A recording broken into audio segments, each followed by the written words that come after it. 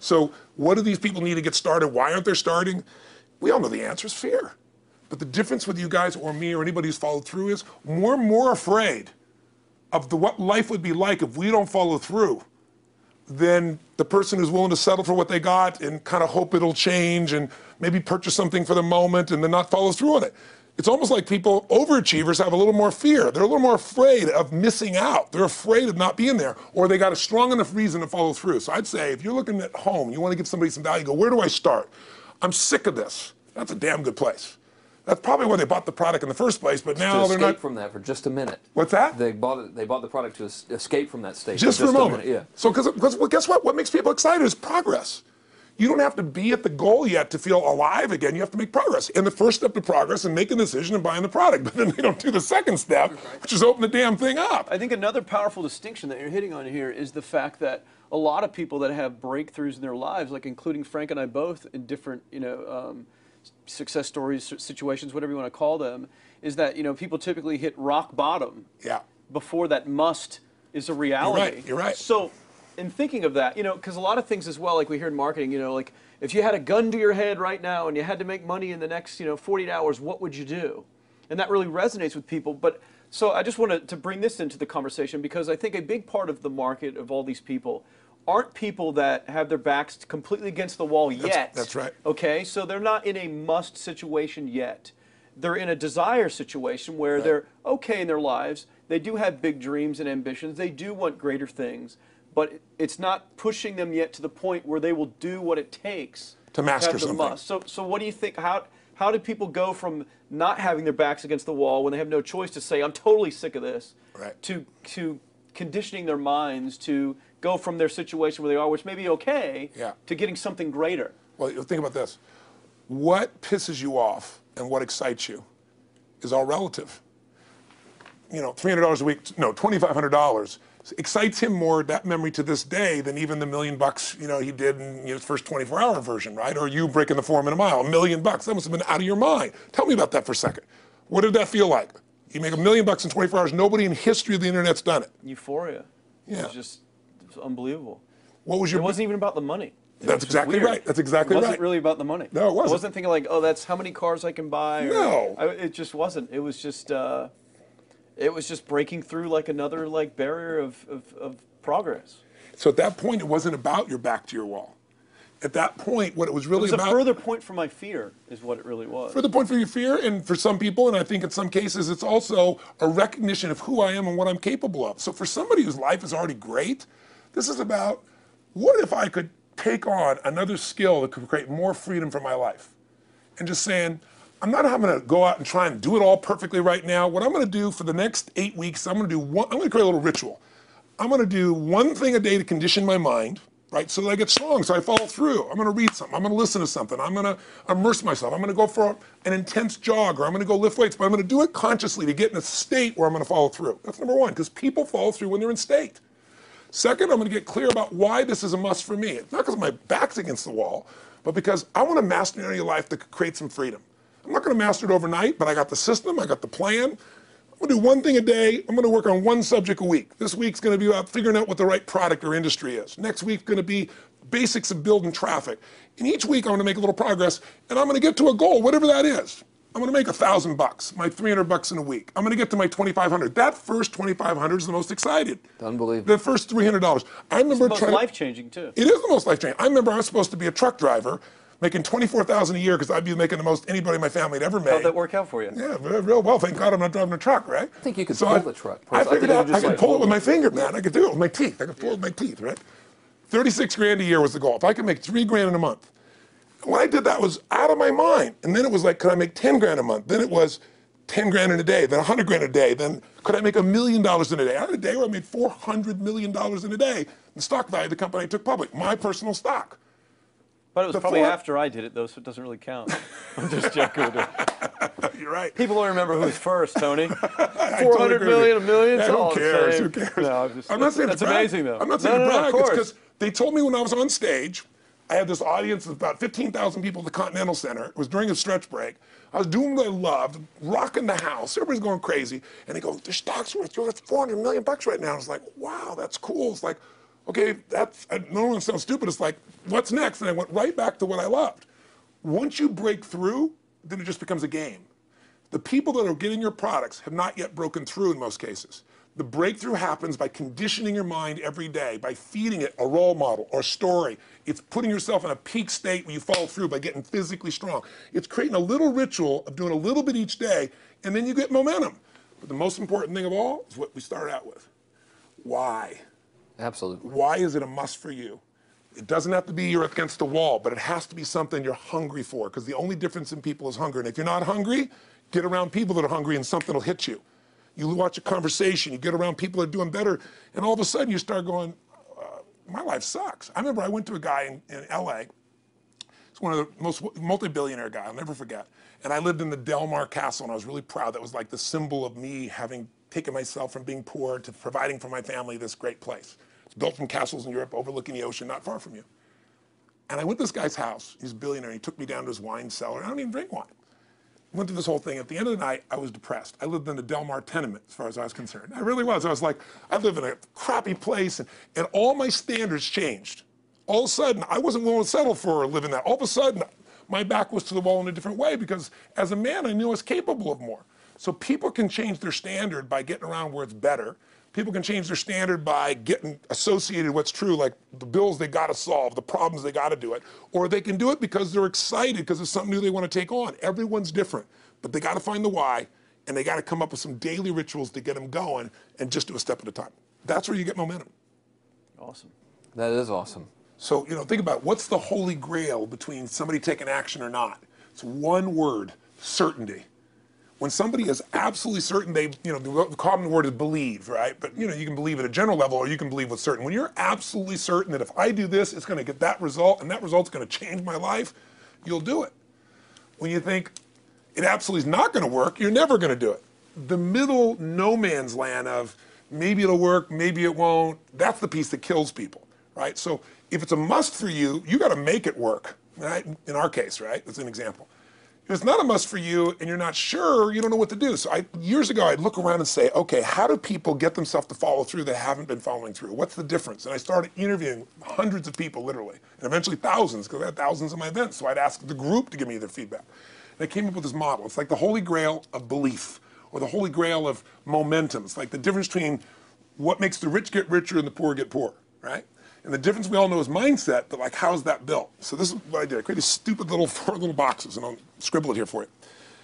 You think about the first thing that determines whether you can do something or not, and I put that in this first box at the top here on the left side, and it's potential. Like, what's the potential of a human being? Like, when you guys started, you proved something no one had done in history. You ran the 4-minute mile, right? For golly knows how many centuries, they're trying to run a 4-minute mile. Roger Bannister does it. How did he do it? Do you remember? You did it in this industry, right? You made $1 million in a day. No one had ever done that in history, right? After you did it, a bunch of other guys are doing it because it became possible. Roger Bannister didn't just go physically practice. He made a shift in his head. He practiced in his head because he could never achieve it physically, so he had to change in his head first so that the result became certain enough he believed it, and then his body got him through. After Roger Bannister ran that 4-minute mile, within 2 years, 37 people ran a 4-minute mile. Wow. When no one in history had ever done it. Now here's how it works. The potential for anybody getting your product is extraordinary. They could do what you've done as much, more or less. They can do whatever they want to do. The potential's there. The market's proven that. Whether or not they tap into that potential has a lot to do with what action they take, which is the question you came to me with, right? Like, God, they all have potential, but they're not taking action. And we all know that the action they take is going to determine the results they get. That's pretty obvious. So most people have a belief about what their real potential is no matter what you tell them. And that affects how much action they take. And of course that affects the result. And then ironically, that result reinforces their belief. And then that belief affects it. So I'll give you an example. Let's say a person has unlimited potential, we all agree. But they take little action, little results. Why? Because they have to start with a problem with their belief. They don't believe it's really going to happen for me. Maybe for Frank Kearns because he's got the cool hair and stuff, or maybe it's for you because you're so driven, but it's not me. Maybe Tony Robbins because he's a freak, got these big teeth. Whatever their thought process is, right? They got this thing, right? But what happens is, if you believe that there's very little potential, how much action are you going to take? Nothing, little. And when you take little potential with a little action, what kind of results do you get? lousy little results. And when you get little results, what does that do to your belief? You go, see, I told you this was a waste of time, told you this wouldn't work. And then what happens? You tap even less potential. You take even less action. You get even worse results, and your belief gets even weaker. And this sucker feeds on itself until you are in the downward spiral. It's poisonous. It's poisonous and it's self-fulfilling. Now, what if something could happen that could come along and fill you with a sense of absolute certainty? Not like I believe, but mean where you know.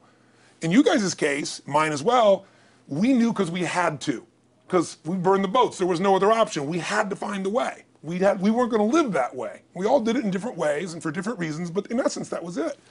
If you get yourself in a state of certainty that this is going to work, I'm going to find the way, and if this doesn't work, I will make the way, then you tap a lot more potential.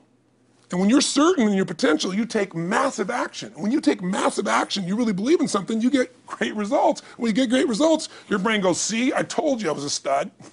I told you this thing would work out. Now you're even stronger. You tap more potential, take greater action, greater results. That's how you went from $300 in a week to $2,500 in 5 days to $100,000 in a month to $1 million in a day. Same thing with you.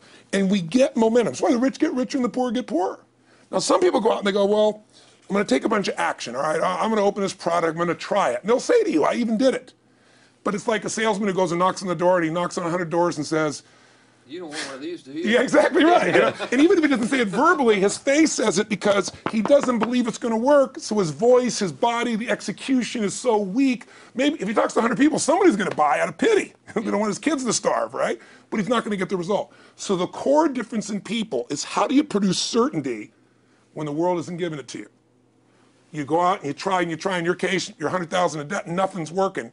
How do you keep yourself going? The way you did it, the way I did it, the way you're doing it, we may not have done it consciously, is we didn't change our potential, that was there.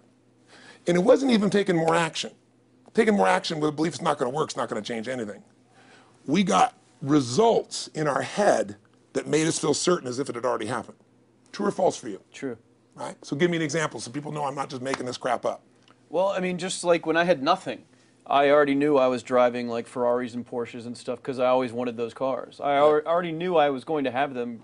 It was inevitable. Right. I inevitably, that was just my inevitable outcome. But how did you do that? Did you have a ritual? Did you think about it regularly? Was it one time you thought about it, or was it something you had an obsession towards? I had an obsession towards it. I mean, I used to work at a video store, which is the last job I ever had in my life. Thank God. And I used to go to work almost every day, and I used to bring 2 magazines with me to read on my breaks.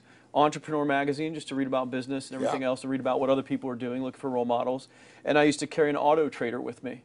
And I used to look at Porsches that were for sale. Yeah. And people always used to ask me, what are you doing with that Auto Trader magazine? I'm like, well, I'm just picking out the Porsche that I'm going to buy. Right. Which probably got you a lot of crap. I did. People made fun of me. Sure. I actually had a boss at that job tell me, you really shouldn't do that to yourself, John, because it's very, very likely that is never going to happen. That it's very likely that you're never going to have that car. Yeah. That's the kind of belief he was trying to put in my head.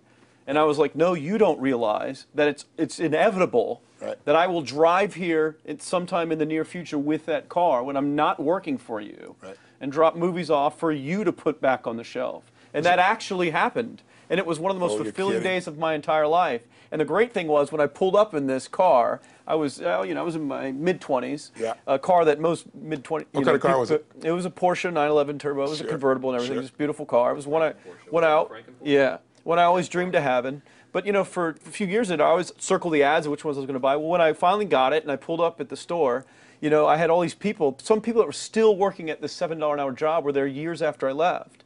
And I'll never forget this, even the boss and stuff, and the reaction of the people was like, wow, that is awesome. Yeah. Is that your dad's car? And all I said to them was, not exactly. Good for you. And I just smiled and just left. But it was, it's the weirdest thing, but I just knew it was going to happen. But you knew it because I conditioned myself you to You did it over and over again. Yeah. When I was in high school, I was not a popular kid, but I was passionate and intense, and I'll never forget. Some particular girls gave me some crap, and a guy too. And I wrote in their journals or their annual yearbook at the end, I wrote, someday, I said, you treated me like hell. Someday I'll be rich and famous, and you'll be an effing truck driver. And you'll be sitting there, I'll be with with this beautiful woman of my life, rich, and you'll be watching me on television thinking, you wish you would have treated me better. I actually wrote this shit in people's annuals because I went to a 10-year high school reunion. One of the people showed me this stuff, great. right? But it's like, I burned the bridges, baby. I was like, this is how it's going to be. So I'll give you a perfect example of this. You know, they did studies, many have been done at this element, where they want to see how much does the mind affect performance. So take basketball. I've worked with a lot of NBA players and turned them around, and one of the problems many of them have is they'll choke on the free throw line. You know, well, everybody knows in that case, if you normally shoot really well and now you're not, something's interfering, something's getting in front of your state, some uncertainty, right? Obviously. So they take a group and say, we're going to make them better. How do you make somebody better who's got this mental block? So they take a group of guys and they're going to do free throws, and they do one group where they just practice for 6 weeks. Totally intense practice, and I forget the number of free throws, but they got to do this many free throws every day. Take a second group and they have them not practice at all. Obvious. And they take a third group and they don't let them touch a basketball. All they do is have them practice in their mind, but the key is, it's not practice makes perfect, it's perfect practice makes perfect, as corny as that sounds. So these guys see themselves making the shot every single time, conditioning their mind and body that it's perfect every time. They're not interrupted by a reality that would screw with them. So at the end of 6 weeks, they tally it up, and now they give them a test to see who has the highest free throw percentage, success. What do you guess it's going to be? Well, the obvious person says, obviously, it's not the guys that didn't practice, but which one is it, the mind, or is it the ones that actually practice? I'm assuming the mind. Yeah, you would assume it because it's true. Right. You intuitively know the truth, that practicing's not enough. It's getting yourself so certain so many times that now when you go to do it, there's no hesitancy and you execute. It's having that absolute certainty that makes you tap your full potential, take massive action, get massive results, be reinforced to having stronger belief. This is what makes somebody a star at anything.